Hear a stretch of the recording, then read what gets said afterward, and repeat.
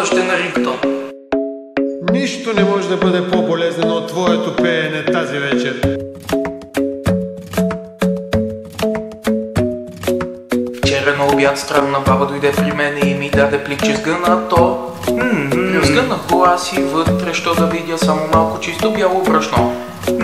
Бабата каза, че ще се върне за него и да го пазя до следващия ден. После си тръгна и ме остави сам да се чудя като пълен кретен. И аз си казах, нещо гнило има тук. Реших да го опитам и малко облизнах си. Веднага от емоции откачих. Ръцете ми трепереха и бях щастлив за бабата. Изненада замислях аз, не исках да й връщам брашното. Вместо това щях да й направя кекс, щях да й направя кекс. Но нямах никакви съставки аз. Заплувах към била какво долу аз. Блъснах се във вратата и количката грабнах. Трябваха ми 6 яйца, малко ванилия и мляко от овца. Добре, вече съм готов, прибирам се в моя дом да направя кекс. Кокаинов кекс. Да направя кекс. Кокаинов кекс. Да направя кекс. Кокаинов кекс. Да направя кекс. Да направя вкусен кекс със специалното брашно и бабата да зарадвам. Нямах никакво време и веднага, щом прибрах се бързо в кухнята, връхлетях. Но в бързането си олюлях се аз на място и яйцата изтървах.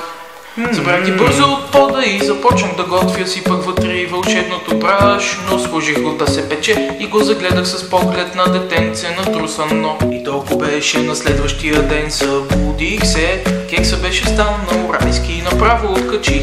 Към бабата тръгнах щастлив, за реакцията и бях нетърпелив. Очакваше да й занеса брашно, а аз от него бях направил кекс от ново естество. Само да знаех какво са, само да знаех какво ще стане.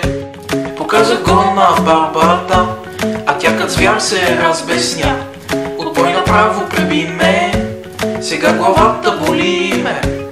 Не брашно оказа се, а 30 грама кокаин от сърце. Остави ме пребит на земята свит и там намериме полицай. Кокаинов кекс. Арестуваме веднага. Кокаинов кекс. За притежание на кокаин. Кокаинов кекс. И сега ме осъдиха, само исках да направя малко добро. Светът е много несправедлив. Аз бях Мъци, а вие не бяхте. Надявам се това да ви хареса. Тук може да видите предишната ми пародия на Цеца Трепни. Стойте апдейтнати за живота на Мъци, защото това е най-хубавото нещо, което човек може да направи в 21 век. Отново надявам се да ви е харесало и до следващия път, когато ще снимам клип.